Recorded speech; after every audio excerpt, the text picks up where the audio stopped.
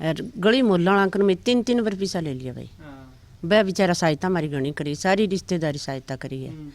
ई वो कहाँ से लिया फिर पैसा? अब पोचा बारी करा 1000 रुपया महीना आवे, वह यहीं पे लगा दिए।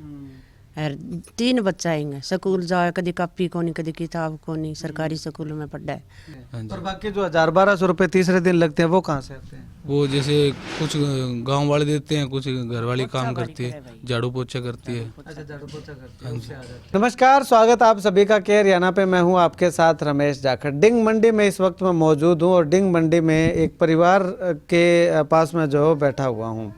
अब यहाँ पे आप देखिएगा कि छोटा सा परिवार, एक सीमित परिवार है और इस परिवार के सर पे जो है ऐसी मुसीबत आ पड़ी है कि अब इनके 2 वक्त की रोटी नसीब होना भी जो है वो दूभर हो चुका है।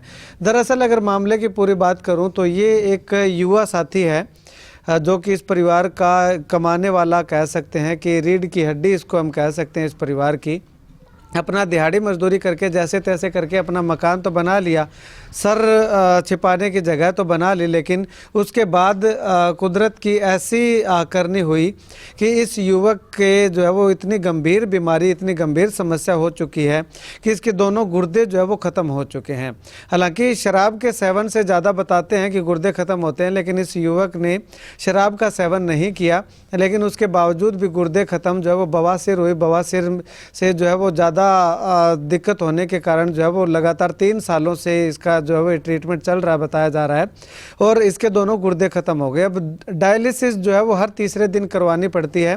अब से पहले अगर बात करें तो पिछले 3 सालों के अंदर लगभग 8 से 10 लाख रुपए जो है वो लग चुके हैं इसकी बीमारी पे, और अब और ज़्यादा पैसे की ज़रूरत है। तो ऐसे में जो पहले जो पैसा लगा वो तो रिश्तेदारों ने, आसपास के भाई बंधुओं ने, कोई यार मित्रों ने और मोहल्ला के लोगों ने और गांव के लोगों ने पैसा इकट्ठा करके दे दिया, लेकिन अब वो कितना दें, उनसे भी जो है वो ज़्यादा पैसा अब नहीं दिया जा रहा। तो इनके जो है वो खाने पीने की जो चीज़ें हैं वो आसपास के लोग, गांव के लोग जो है वो मुहैया करवा रहे हैं।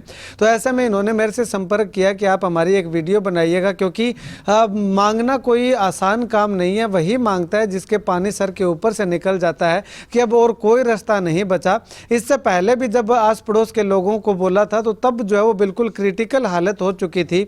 उसके बाद आस पड़ोस के लोगों को कहा गया, मोहल्ला के लोगों को कहा गया, तो उन्होंने 70-75 हज़ार रुपये इकट्ठा करके दिए, जिससे कि इसका इलाज करवाया गया और उसके बाद आज जो है वो यहाँ पे बैठा हुआ है। तो आपसे अनुरोध करूंगा कि आप जितना भी हो सकता है सहयोग कीजिएगा। नंबर मैं वीडियो की स्क्रीन पर लगा रहा हूँ और QR कोड जो है वो वीडियो की स्क्रीन पर मैं लगा रहा हूँ। इस पर जो है वो स्कैन करके आपसे जितना भी 200, 400, 500, 1000, 2000 जितना भी बन पड़ता है उतना जो है वो इस भाई का सहयोग जो है वो जरूर कीजिएगा। पिता जो है बुजुर्ग हो चुके हैं, उनसे कमाई होती नहीं है और खुद जो है वो इस तरह से बीमार होया पड़ा है, और बच्चे जो है वो स्कूल जा रहे हैं, तो छोटे बच्चे हैं, उनकी फीस भी भरना जो है वो मुश्किल हो चुका है। तो चलिएगा बातचीत करते हैं। भाई साहब, कब से समस्या हुई, कितनी समस्या है, क्या दिक्कत आपको हुई है? समस्या 3 साल हो गई जी, और दोनों गुर्दे खराब है जी। तो डायलिसिस चल रहा है, हर तीसरे दिन डायलिसिस करवाना पड़ रहा है जी। अच्छा, हर तीसरे दिन कितना खर्चा आता है डायलिसिस का? लगभग 1000-1200 रुपये। 1000-1200? हाँ जी। अच्छा, उसके अलावा दवाइयाँ वगैरह? दवाइयाँ अभी तो पैसे के कारण बंद कर रखी है जी। अच्छा, पैसे नहीं है तो दवाइयाँ बंद कर दी? हाँ जी। अच्छा, कितनी दवाई आती है एक महीने की, कितने पैसे की आती है? लगभग 8-9 हज़ार रुपये की दवाई। 8-9 हज़ार रुपये की एक महीने की आती है? हाँ जी। और तीसरे दिन यानी कि 1000 रुपये, 1200 रुपये ये लगते हैं? हाँ जी। अच्छा, यानी कि 20-1000 रुपये महीने की दवाई का और डायलिसिस का खर्चा आपका? हाँ जी। तो अब 3 साल में कितने पैसे लग चुके हैं आपके? लगभग 8 से 10 लाख रुपए। 8 से 10 लाख। तो इतने पैसे आप कहाँ से लाए? बस गांव वालों ने, मोहल्ले ने, रिश्तेदारों ने, सभी कोई यार मित्रों ने बस। अच्छा, हाँ जी। तो आपको ये जब समस्या शुरू में हुई थी तब पता नहीं चला आपको? तब इलाज नहीं करवाया आपने? नहीं, सुबह से लोकल हॉस्पिटलों में करवाता रहा इलाज, तो उसको पता नहीं चला अभी इतनी बड़ी दिक्कत हो जाएगी। अच्छा। हाँ जी। तो क्या काम करते थे आप? मैं मजदूरी करता था। मजदूरी करते? हाँ जी। अच्छा, तो अब घर का खर्चा कैसे चलता है? तो अब घर का बस गांव वाले राशन दे देते हैं। जैसे ये चरण सिंह टेलर है, इनका 5-6 लोगों का ग्रुप है, वो राशन पानी रसोई का खर्चा वही देते हैं। अच्छा, वो देते हैं। हाँ जी। और बाकी जो 1000-1200 रुपये तीसरे दिन लगते हैं वो कहाँ से आते हैं? वो जैसे कुछ गांव वाले देते हैं, कुछ घर वाली काम करती है, झाड़ू पोछा करती है। अच्छा, झाड़ू पोछा करते हैं, उससे आ जाते हैं। हाँ जी। तो इतने पैसे तो फिर ये भी नहीं कमा पाती होंगी? है ना? हाँ जी, फिर उसमें इंजेक्शन वगैरह नहीं लगते ना, फिर जैसे सिर्फ डायलिसिस होता है। अच्छा, डायलिसिस होती है। हाँ जी। आंटी कितनी की दिक्कत हो रही है, के कहना चाहोगे? मैं तो आई कहना चाहूँ भी इन कोई माड़ा मोटा सहयोग कर दे भी एम घर चलतो रहे भाई। और गली मोहल्ला आंकन में 3-3 बार पैसा ले लिया भाई। वह बेचारा सहायता हमारी घनी करी, सारी रिश्तेदारी सहायता करी है। ई वो कहाँ से लिया फिर पैसा? अब पोचा बारी करा 1000 रुपया महीना आवे, वह यहीं पे लगा दिए। और 3 बच्चा आएंगे, स्कूल जाए, कभी कॉपी को नहीं, कभी किताब को नहीं, सरकारी स्कूल में पढ़ा है। बांगी भी कोई माड़ी मोटी से कराए तो भी ए बच्चा पढ़ जाएगा, बस गमा ओ बस तो रह जाओ भाई। आई चावा में तो पहले जब स्टार्टिंग में जब बीमार हो जब आस पड़ोस के लोग थे कही होगे भी पैसा कोने मार के किता हाँ जी। मैं भी एन माटी बन गई जी, जब मैं का भी मैं लेके क्यों जावा, जो सारा मोहल्ला रल गए भी मैं पैसा इकट्ठा करा के और इन लेके जाओ भी इन बच्चा पढ़ता रहे। बुढ़ो इंगो बाप है, वो कर कौन सके की कौन कर सके। जो सारा मोहल्ला कणी 11,000 कणी 10,000 कणी 5,000 भी सरदा सारू सारा दे दिया मैंने। 70,000 रुपया इकट्ठा करके रिंजे पर ले गया। जद बाद गए माँ पीसो जुड़ियो कोनी भी इकट्ठा बनया कोनी भी रिश्तेदार दे दिए, कोई भी भाई बंद दे दिए। वे सारा मारे वर्गा ही वह जी, गरीब वह कटूंदी फिर माने हर ईब जी जमाई फिर कनारो ही आ रही है जी। तो अब काम जमा ही कौन हो गया तेरे काम कौन रही जाए ज्यादा देर थोड़ी दूर चले जाए, फिर पैर में दर्द होने लग जाए। अंकल जी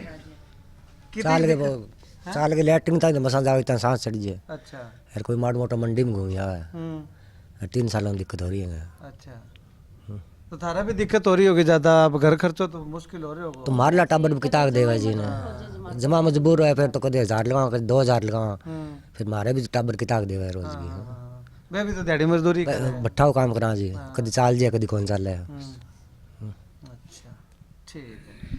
चलो, तो आप सभी से निवेदन है कि QR कोड मैं वीडियो की स्क्रीन पे लगा रहा हूँ, इन QR कोड पे जो है वो आप जितना भी आपसे सहयोग हो सकता है कीजिएगा। क्योंकि पहले इस युवा ने जो है वो अपने आस पड़ोस से सहयोग की अपील की और आस पड़ोस के लोगों ने सहयोग दिया भी, अच्छा सहयोग दिया। लेकिन अब आस पड़ोस के लोग, एक सीमित सा मोहल्ला है और दिहाड़ी मजदूरी करने वाले लोग हैं, वो कितना दे सकते हैं? जितना उनसे हुआ उससे ज़्यादा उन्होंने देने का काम किया। गाँव के लोगों ने भी अच्छा सहयोग किया। तो अब ऐसे में जब हर तरफ से रास्ते अब बंद हो चुके हैं तो ये वीडियो जो है वो बनवा रहे हैं।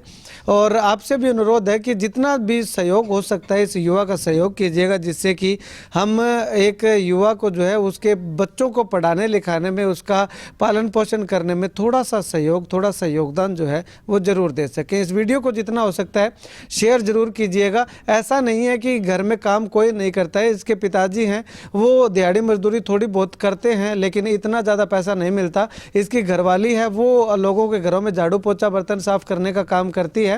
जो लोग काम कर सकते हैं वो काम कर भी रहे हैं। इससे काम नहीं होता तो ये नहीं कर रहा है। उस पैसे से इतना ज़्यादा पैसा नहीं आ पाता कि जिससे इसका जो है वो इलाज हो सके या घर का खर्चा जो है वो चल सके। जितना इनके पास बन पड़ता है उतना इलाज में लग जाता है। बाकी जो है वो आसपास के लोगों से सहयोग की उम्मीद जो है वो ये लोग लगातार करते हुए दिखाई दे रहे हैं। तो आपसे अनुरोध है कि जितना हो सकता है सहयोग कीजिएगा और इस वीडियो को जितना ज़्यादा हो सकता है शेयर ज़रूर कीजिएगा, जिससे कि ज़्यादा से ज़्यादा लोगों तक ये वीडियो पहुँचे और ज़्यादा से ज़्यादा सहयोग जो है वो इस युवा का किया जा सके।